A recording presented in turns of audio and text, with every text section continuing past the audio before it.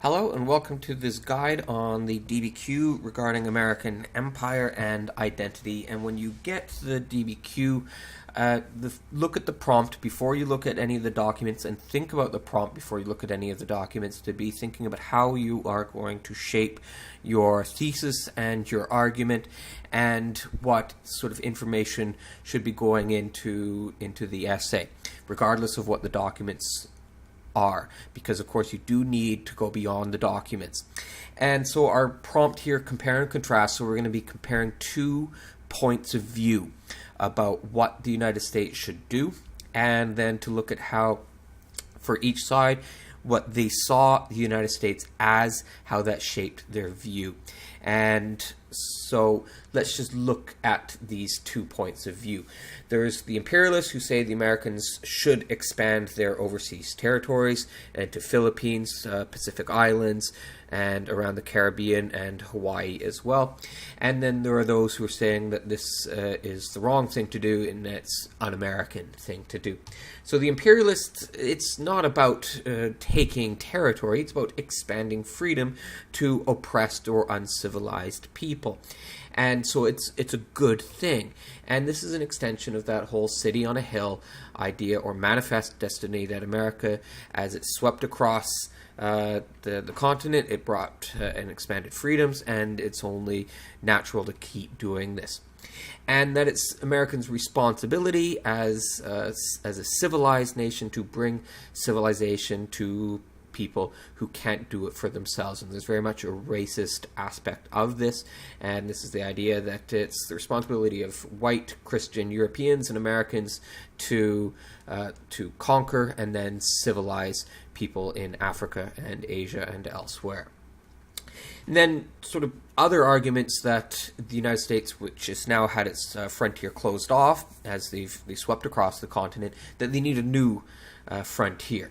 And of course the social Darwinist ideas that they need to keep up with the other world powers, and that if they don't, then America in the long run will lose out in the great competition, and then sort of economic gains of having an empire, and that overall it's just the American thing to do, to spread freedom. And so that's their vision of identity, of what America is. It's to promote freedom elsewhere.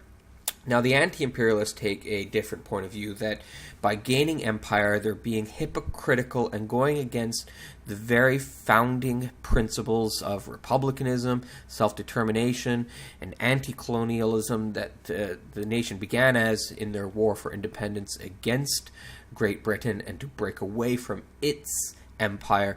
Now we want to become an empire. They feel this is just as wrong, and that it violates the natural rights that other people, all people, have to, have their sovereignty, their self-determination.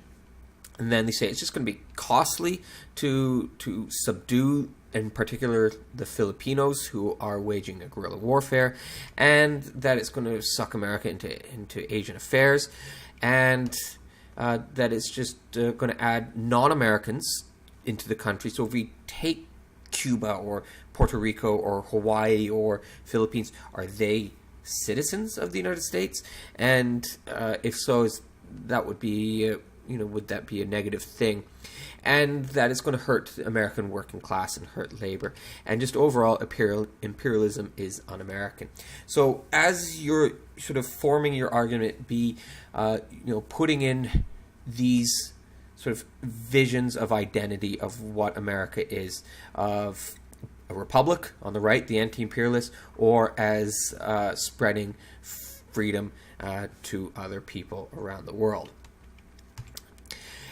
Just a quick reminder, these are the empires we're talking about. This is the American Empire. These are the territories that they did take, and we can see it's a Pacific Empire for the most part, with Alaska and Hawaii and the Philippines being the big ones, and then the sort of other sort of station stops on the islands here, and territories much closer to home that is a little bit easier to justify commanding power over areas. Here it's a little bit harder to justify, quite far away. And we'll see that plays into some of the arguments.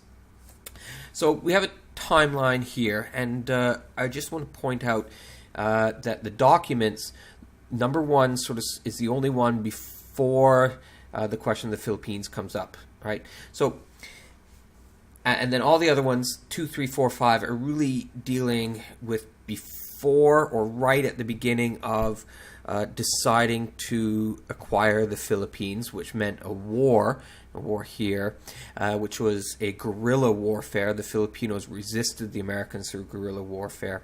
And then only document 7 sort of being a little bit later.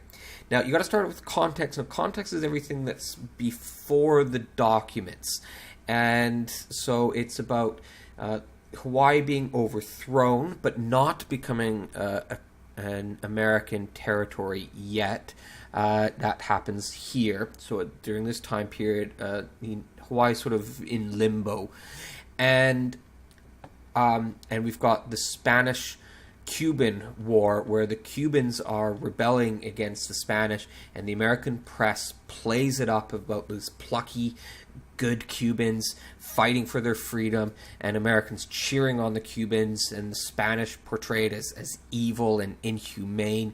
And when America gets involved here with the USS Maine being sunk and America goes to war, it's seen as a very popular war to help the Cubans liberate themselves, help the Filipinos liberate themselves.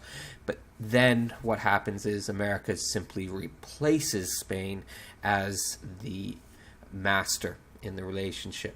So context is that war, but there's other things going on.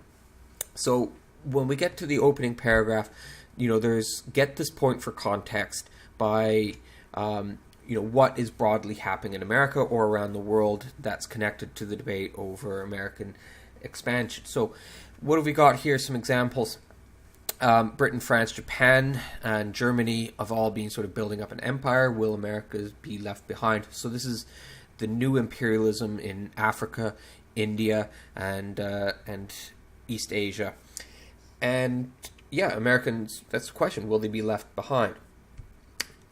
Earlier territorial expansion, America's been a country of expansion right from the very beginning, so that's only sort of natural. This happened right after the Panic of 1893, so the idea of overseas markets, racism, white man's burden, social Darwinism are all in this time, and debates over identity, black and white, and this is the time of Jim Crow, and it's also a lot of immigrants coming in that are quote-unquote un-Americans, particularly Catholics and Jews, and then other contexts that you might think about as well.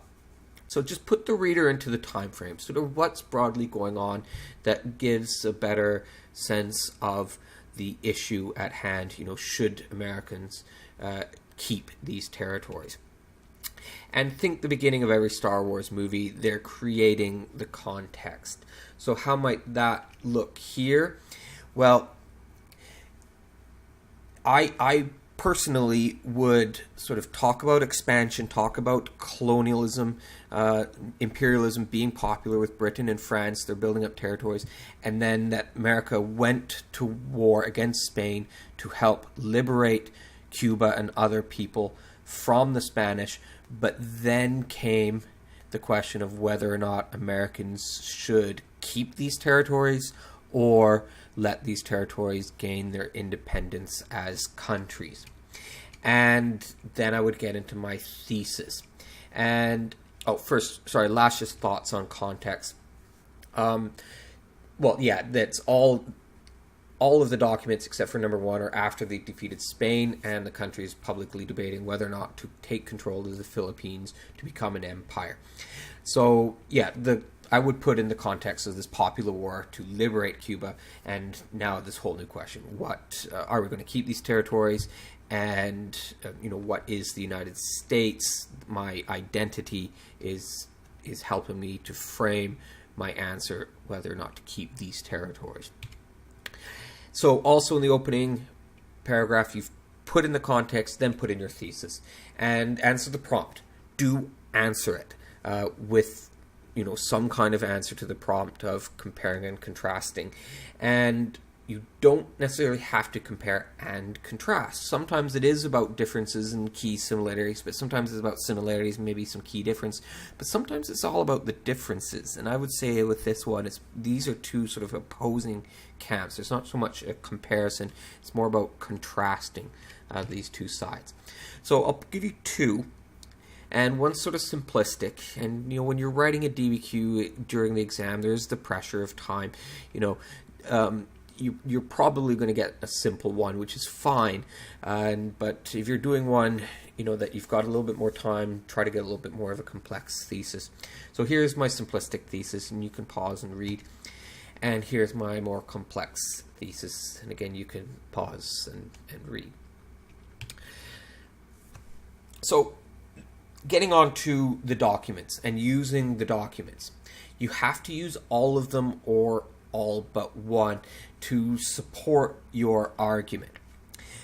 But then you have to go with at least 4 of them, really get into some analysis of them, of looking at this document, what's the context of it. Now, see the timeline of where each of the documents is falling in, and their audience or their point of view. Now with this one, point of view becomes very important.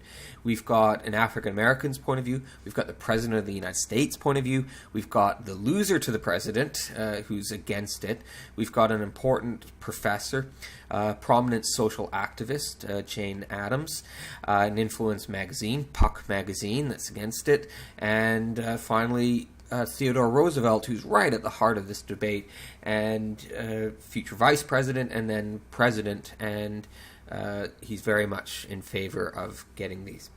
And then purpose, what is it that the writer or the speaker is trying to do with these words? Okay, so let's look at them. First one is the African American, and speaking to other African Americans, and for this one, bring in that context. This goes outside of the documents, but he's writing in a time of Jim Crow, very strong racism, and the freed slaves trying to demonstrate or trying to sort of become Americans, and they're not really being accepted as real Americans, and that gets to identity. What is an American? Is American only a white person, or are African Americans Americans too? And I would connect it as well to another outside information, Booker T. Washington's argument of show your loyalty, earn the white man's respect. So this person here, he's urging African Americans to support this war as a way to bring blacks and whites together.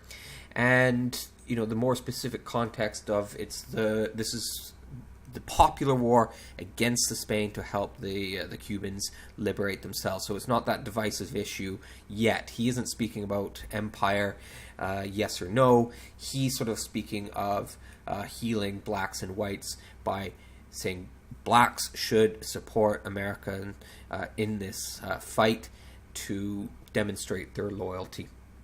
And so that's his purpose. Call for unity, become American by displaying your loyalty to this popular, patriotic, positive cause. So he's sort of this one's a little different, being outside of that earlier identity of the imperialist, anti-imperialist, but very much, the identity, the racial identity is very much framing his point of view. William Graham Sumner. Okay, he's a professor. He's speaking to an educated audience, and he is trying to point out the hypocrisies in America supporting imperialism, and that it's the un-American thing to do, and American identity of a republic founded on anti-imperialism. Here's President McKinley's, and it's sort of a longer one.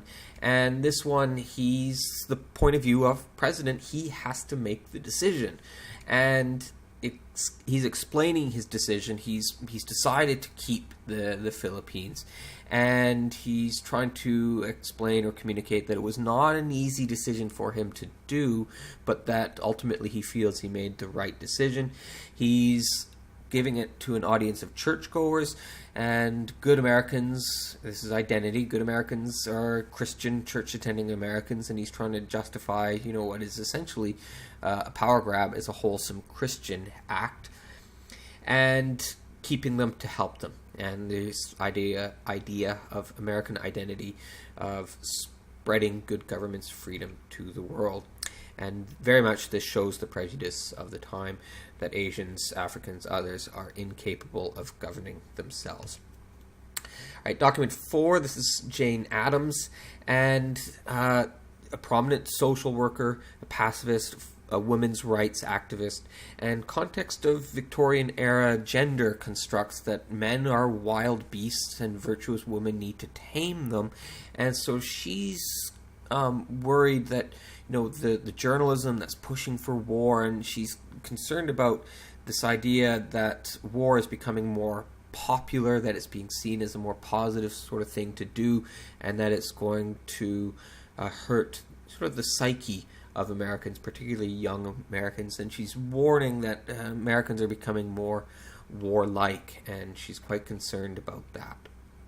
And she has a vision of a peaceful world, and that America should be acting to do so by staying out of war.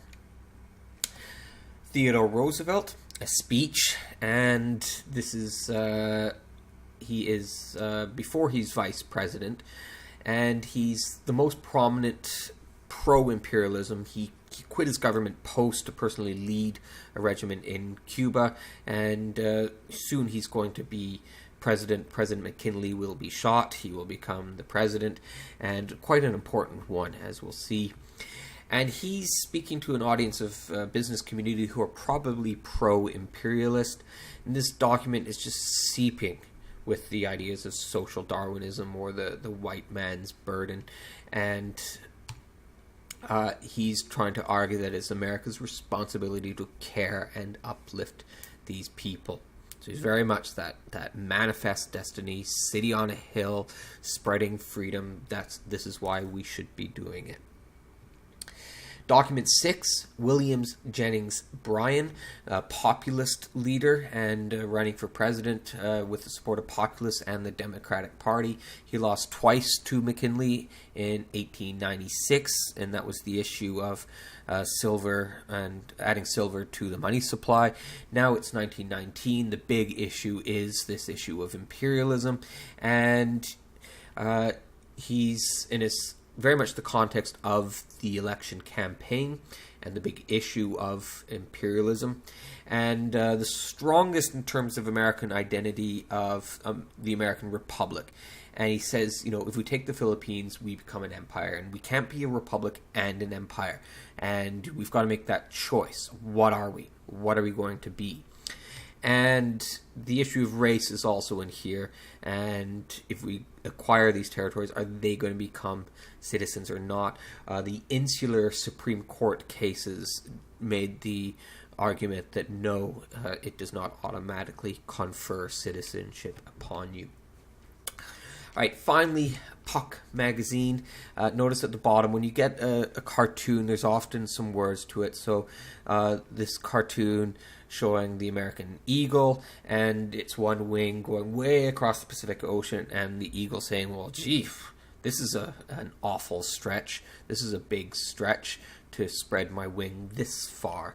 And so the context, well, the war is kind of over. This is a little bit later. They have defeated the guerrilla insurgency in the Philippines. And Puck's audience is an educated, thoughtful audience. And point of view, American, the eagle, strong, good leader, the United States, but the position, an awful stretch, that it's sort of wrong. Caribbean, yeah, okay, that fits under our wing, but Philippines, come on, no, it doesn't work. And under a wing, the idea of a caring, motherly, controlling, but the Philippines just being a bit too far away, so arguing that it was not the right thing to do. All right, one reminder, don't quote the documents, please. Now, use of outside information. Now, it's not a checklist of, hey, I included some outside information, I get the point. No, it doesn't work like that. But I can't really tell you what's sufficient, and my advice would be, at least 2 or 3 facts, evidence, examples for each body paragraph should be coming in. And try to connect the outside information, of course, to the documents. So some examples, lots of examples: Monroe Doctrine, the doctrine of manifest destiny, Roosevelt Corollary. Those are all sort of ideas of foreign affairs. The victory over the Spanish-American War leading up to this decision. The role that the press used in supporting expansion. The opposition of some African-American leaders to the war in the Philippines, such as Webb Du Bois. Of course, you can also Booker T. Washington, who I believe supported the war to demonstrate loyalty, as sort of going with document 1. Knowledge of some of the ways that they acquired other territories, such as Hawaii and Samoa, and maybe some later events as well. So these are just some examples of things that could be brought in. And finally, synthesis. It's the toughest point to get, and do it in the intro or the conclusion. I suggest sort of in the conclusion as you wrap up.